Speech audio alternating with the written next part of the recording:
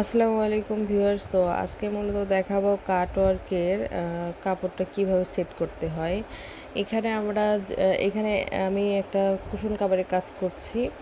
তো এটা হচ্ছে আমরা যে ডিজাইনটা আর্ট করেছি, আমরা সেই ডিজাইন বাদ দিয়ে আমরা পুরো সাইড দিয়ে এবং ফুলটা যেন কাপড়ের সঙ্গে জয়েন হয়ে থাকে সেই জায়গাগুলো আমরা সুন্দর করে সেলাই করে দেবো।